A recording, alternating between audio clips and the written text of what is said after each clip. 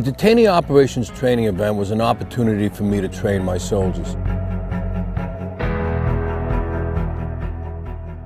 And I thought it was my obligation to take a stand down and put together, assemble some of the best speakers, some of the best minds on detention operations, and put together this event with the purpose of training.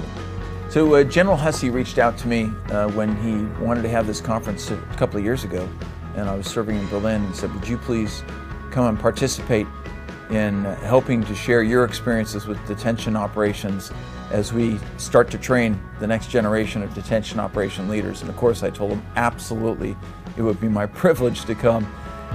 To speak to the leadership of that particular media outlet. And I expressed this to General Hussey, is just how impressive the program is, that the quality of the attendees, the quantity of the attendees, the quality of the presenters.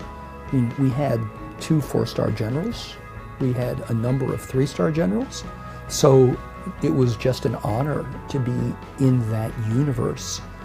But I also expressed to General Hussey, just as a citizen of the United States, just how impressed I am that the Army is taking seriously the need to get this right. I am, again, just as a citizen, gratified to learn that the Army is being this thoughtful and this forward-looking.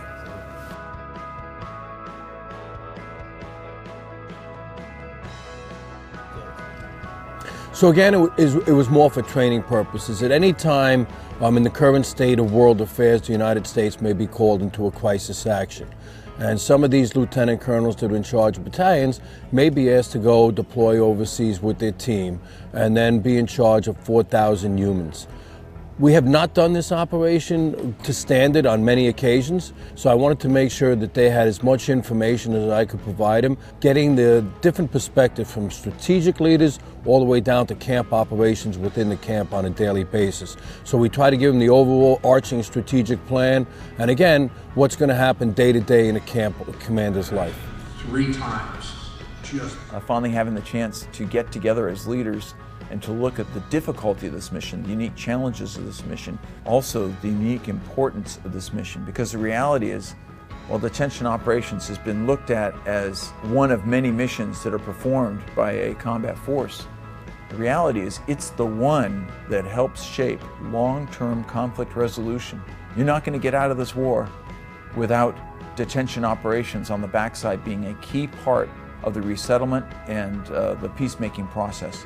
And so doing this mission properly, or not even just properly, but doing it well, is really an essential part of war. The man in the field might think that he or she owns you.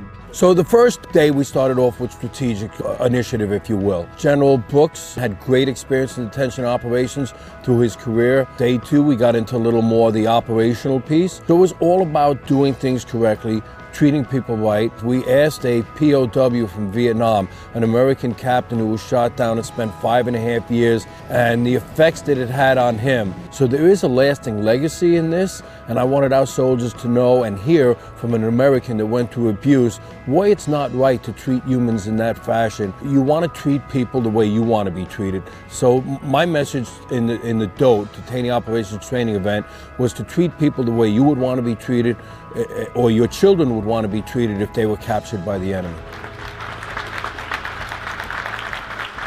Then Chair of the Joint Chiefs of Staff, General Colin Powell, told a reporter, once we've got all the troops moving in the right direction and the commanders are taking care of operations in the field, it's important to turn our attention to television, because you can win the battle but lose the war if you don't get the story right.